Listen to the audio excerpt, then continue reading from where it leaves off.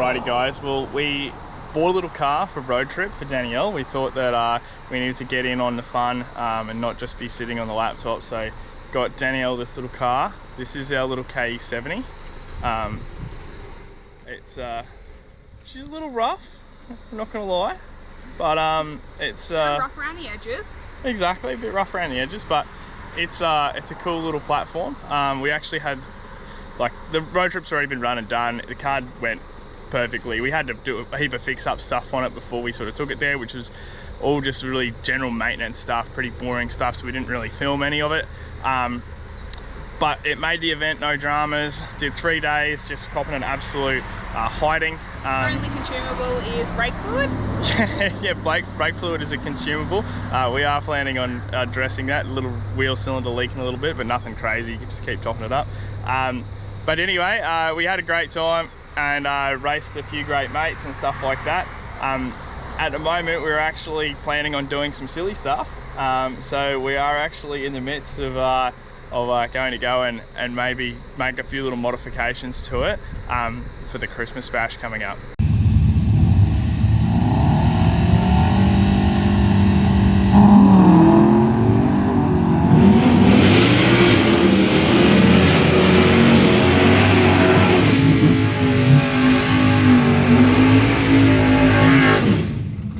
Alrighty, well the shenanigans have begun. The carby is off. We've got, this is what we're looking at. We've got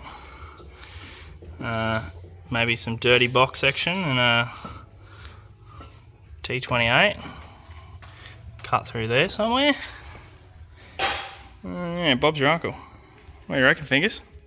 Hello. Fingers just wants to see rods out. It might happen.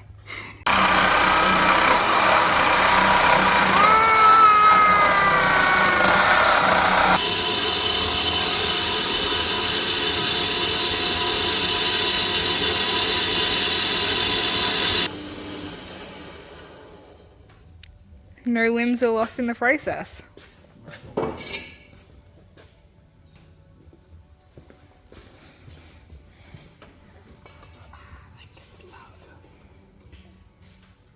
Not a good fitting glove. Probably need to, oh yeah, just do a dry run without a tool.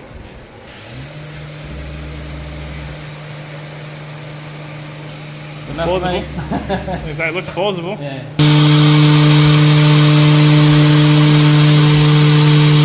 Appears to be working. Holy shit! You must know stuff about things.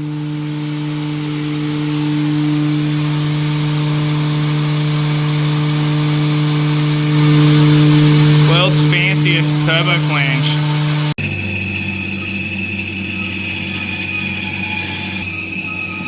Turbo is now sitting in the engine bay.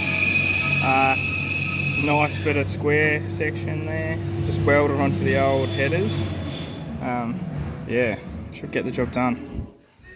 Alrighty, update. We've got this bloody enormous LS throttle body. We're just building this obviously out of bits laying around. T28 of some description, not exactly sure. Come for patrol, manifold, yeah. And now we are stuffing around. We're making another intake manifold. We're going to sweep it up like this. We're going to have the injectors come in from this way.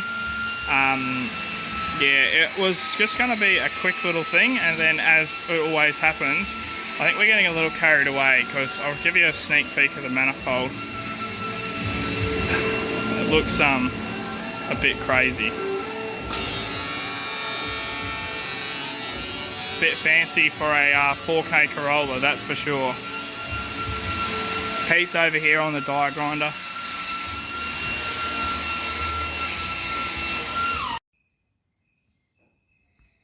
Alrighty. Next morning, what did we get up to last night? Well, I think we've made some pretty good progress. We've obviously got all the old stuff off.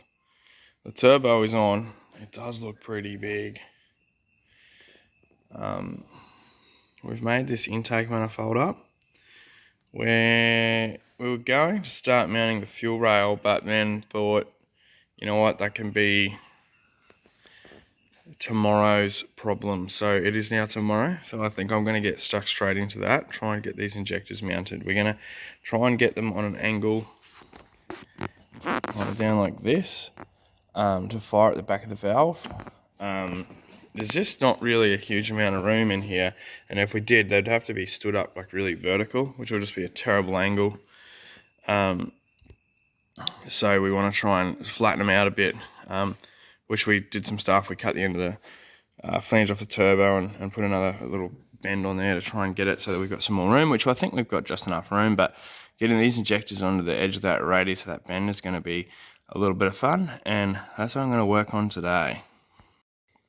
For the injector bosses, the focus, we are using a piece of alley tube, which we've then just stuck in the lathe and just parted off in 30mm sections, and then I've just put a bit of a chamfer on there, and the injector, it just so happens to have the right internal diameter for a 14mm injector. So here's an injector. Let me see if we stick that in there. It actually squeezes in quite nicely, nice and tight coming off there. So that's going to be our injector bosses. So now we'll be able to cut these. Obviously they're going to need to be on like some kind of crazy angle to come in on the corner of that bend, but yeah, that's how we're planning to do it.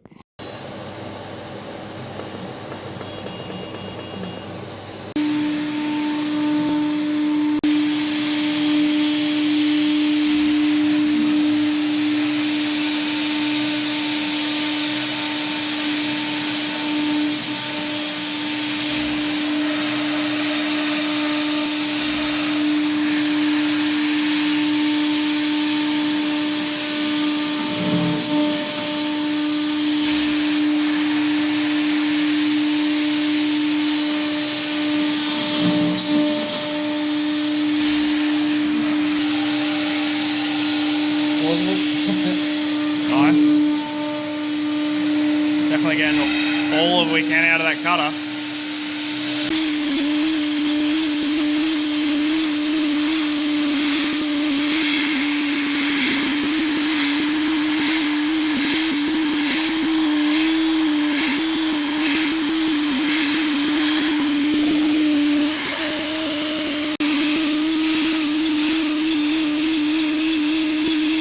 Alrighty, the fuel rail is done. It is just insane how good it looks, considering it's going on this. But yes, so fuel rail extrusion in the CNC router and has come out looking like a fuel rail. And it looks like it will line up with the manifold fairly decently. Alright, on to the next thing. What do you reckon, fingers? Pretty good. Way too fancy? A little bit. Way too freaking fancy. And the injectors do fit, if anybody's wondering. You'll have to take our word for it, but they do. Injector. Oh, nope, fucking.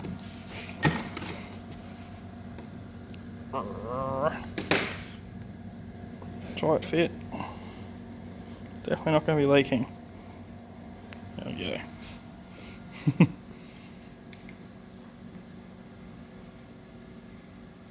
Snug fit. There you go. There we go. Look at that.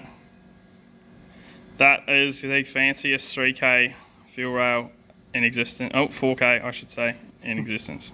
On the potatoes.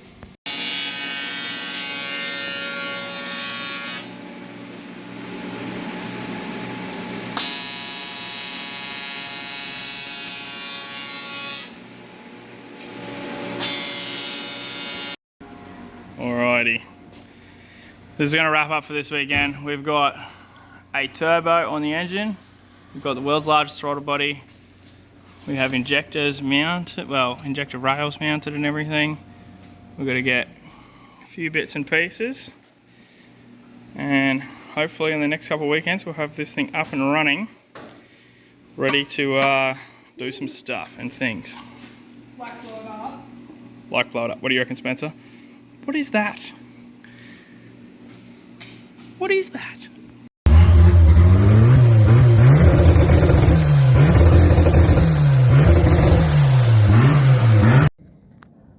Okay, so the little 4K Corolla, we never did film it when it was on the dyno.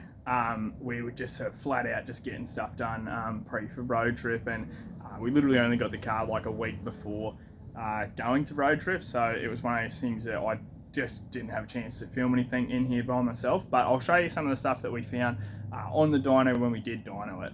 So here is the dyno runs. This lower green line here is how it originally came to us.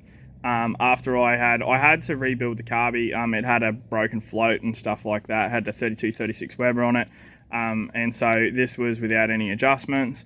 It made right about 49 horsepower, and then after a bit of tuning we got this upper line here, which it ended up making 59 horsepower, just a tad under 60. Just literally doing everything it could. Now, one thing we did notice is this: as the engine got hotter, we started to have this very sharp drop off of power that would get earlier and earlier and earlier the hotter the engine was. In my experience, and you could hear it, it sounded like the car was hitting a rev limiter, which this car, it doesn't have a rev limiter. It's literally just a very basic points system and distributor and stuff like that, all original 4K sort of stuff. Yeah, and so it sounded like it was hitting a rev limiter. It had happened earlier and earlier the hotter the engine got. In my experience, that's probably going to be valve float, and we do know that this car does have a cam put in it, but since I then pulled the valve covers off and had a look and relashed the valves and stuff, it looks like it has a cam, but it looks like it has standard valve springs, so that makes total sense. So anyway, this is the before runs of what the naturally aspirated engine with a 3236 Weber did. Be interesting to see what this thing does next time around the dyno with the turbo combination. Alrighty, ignition system wise, we're going to use LS3 coil packs. I happen to have some sitting around, so we're going to use one coil per cylinder, and then we're just going to use, these are just literally LS3 leads, so I think we're just going to try and keep everything reusing factory stuff. This will be about 1,000,000 times more powerful than the factory 4K distributor.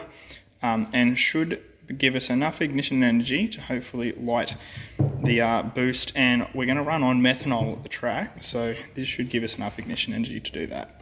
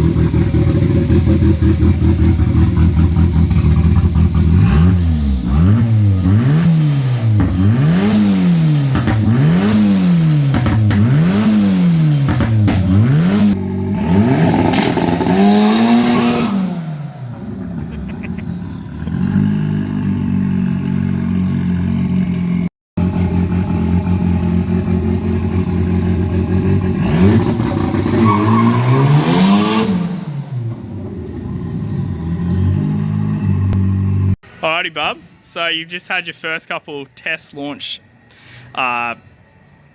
goes. What do you reckon? Substantially more spicy than last time. A lot more spicy than last time. The Weber is gone. The Weber is gone. And what is in its place? All this. EFI system. All this Haltech EFI goodies right here. Yeah, nice. So I know that you guys have been following along with the build, but there's probably been a few gaps just because it has been absolutely hectic to get this actually pulled off in time. This was raced, you may not have seen, but this was raced at the Road Trip Drag Challenge, which was November the 10th or so.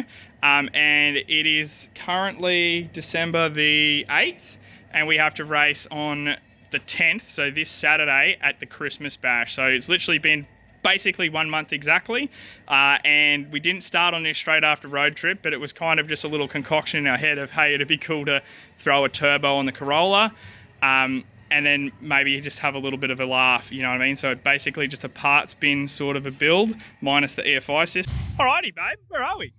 We are at the Overtaking Lane Christmas Bash. I heard it was also our Christmas party, and the Jake and Friends one too. And the Skip Factory one. Yeah. Just getting in on action. So pretty good show so far, pretty good turnout. We've got the little Corolla here, we've made it here.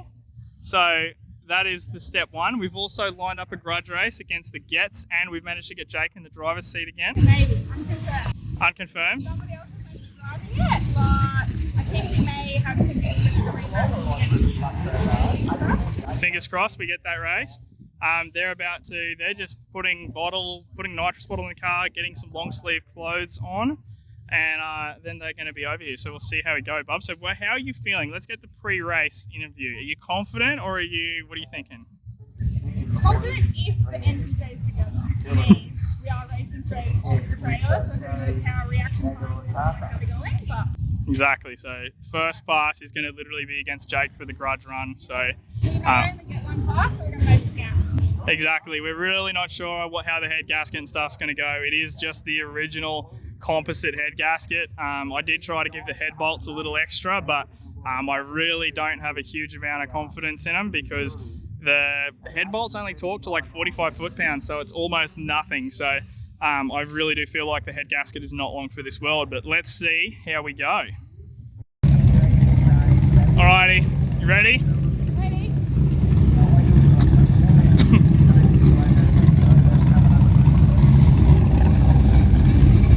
How about you, big fella, you ready? I haven't actually even opened the bonnet since Road Trip. Oh yeah. I reckon we're pretty ready. I reckon. Got aircon and everything. Yeah, it's on. That's fancy.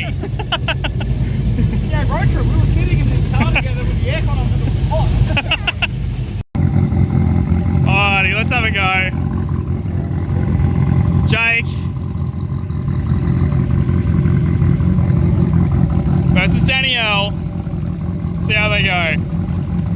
What about the Gets? It's just nitrous.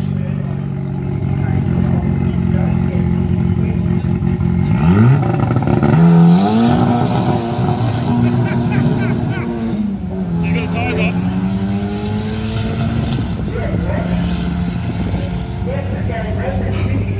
Spray on it up against Danielle Brady. Now that's a turboed 4K Corolla, so you don't get any smaller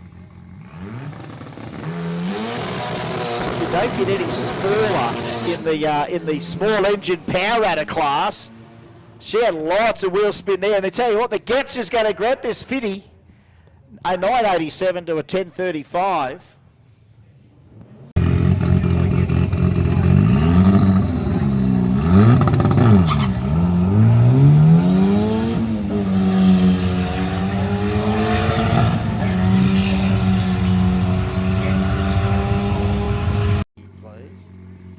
Battle of the small forced induction engines. Hyundai gets on the spray. I think it's a 4K Corolla turbo. Genuine 4K. And it's out and gone. It's going to give it to the Gets this time. The Gets just got.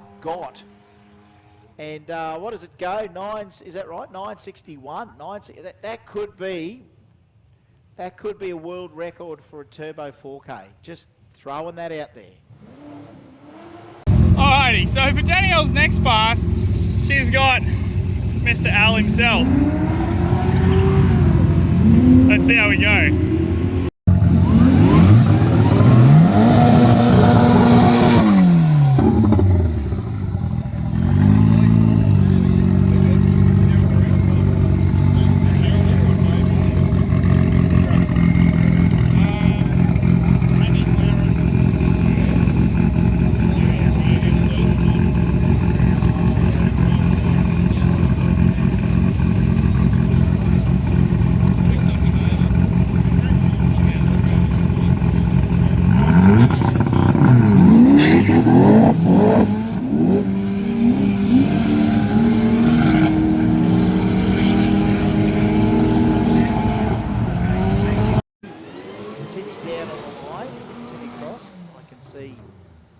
Case down there in the middle. Oh, right, here we go.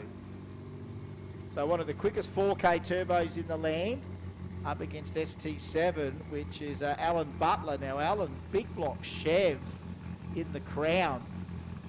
Toyota Crown with a like a Harrop blower or something on it. Great combo.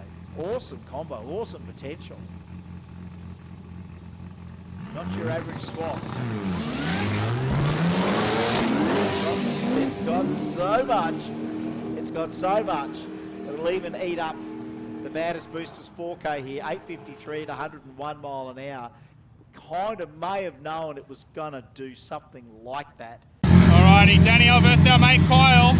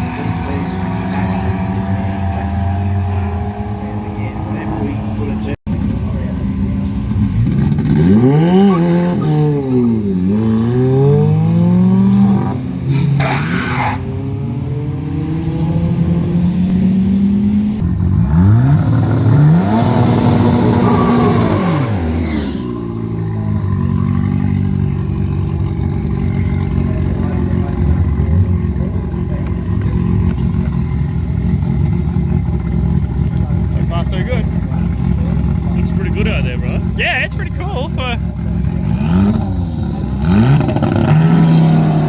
Oh, great lead.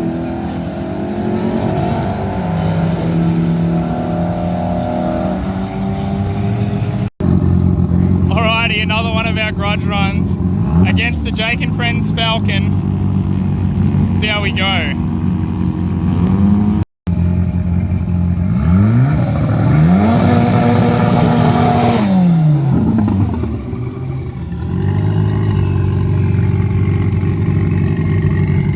Here we go. What do we got?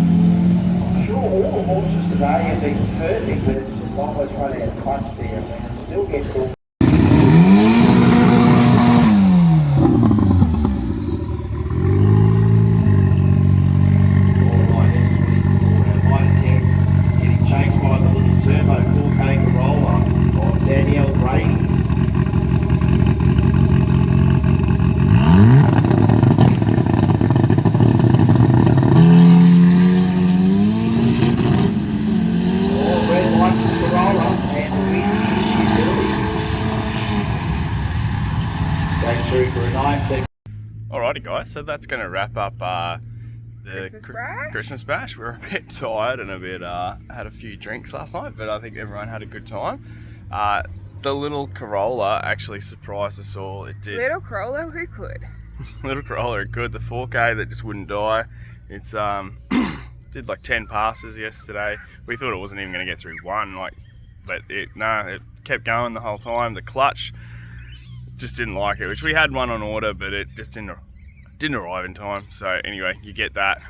Probably one of the biggest stitch ups of the weekend though was Danielle was really keen for a rematch with Jake from Jake and Friends, which we lined up for the first pass of the day because we didn't think that the head gasket was gonna love it, so we thought, okay, let's do it first up. That way, we wanted every pass to count. We thought, look, if the car blows up, just at least we'll have it with Jake in the other lane or whatever. But anyway, it turns out that the no testing whatsoever probably bit us in the ass, because what ended up happening was the car actually it spun really badly, and it literally spun. I think we can put a little link to the to the race timer. I think it literally spun until 3.2 seconds into the run or something like that. So it's way past the 60 foot. So like 100 feet out, it literally just spun all through first gear, and then I think it spun into second gear as well. Couple things there. Danielle didn't want to do a burnout because she was like, we never needed to before, and the way they had watered the water box down, there was actually water off to the, like, if you wanted to go around the burnout box, you had to drive through the water. And didn't used to be a problem before, but now it definitely a problem. was a problem. So anyway, after that we ended up knocking some tyre pressure out of it and doing a little burnout, and then that literally went. Who would know? You shouldn't have 40 psi in your rear tyres at the drag strip. No, 40 psi in the rear tyres at the drag strip with any kind of actual power does not work, which you'd think I would know that, but the Corolla does far exceed our expectations. Yeah. We did not think that wheel spin like that was going to be an issue at all, so that's all. Didn't think it was going to be a problem. We did do some test little launches at the workshop and it seemed to take off okay, but obviously the combination of the water and the tyre pressure, just did not like it at the drags at all. But yeah, that's I think that'll wrap it up. The best time of the weekend? So best time of the weekend was a 9:030. We're a bit disappointed that we didn't crack into the 8s, but with the clutch how it was, I don't think we were ever getting it. Nah, we were slipping through second and third gear most runs.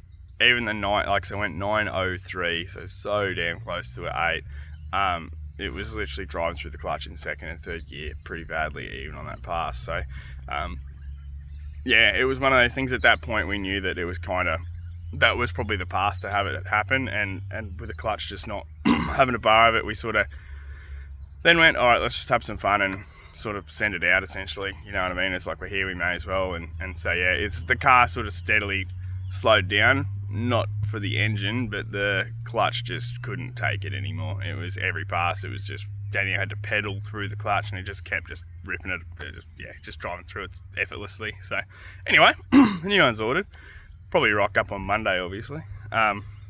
But massive, we want to give a massive shout out to Fingers at FFM for all the time and effort that he put into getting the car ready as well. Yeah, Dave from FFM, absolute legend, let me sort of take over his shed for a few weekends and got in there and helped out with some designing and planning of the turbo kit and let me use his welder and a few other bits and pieces. So super thankful for him.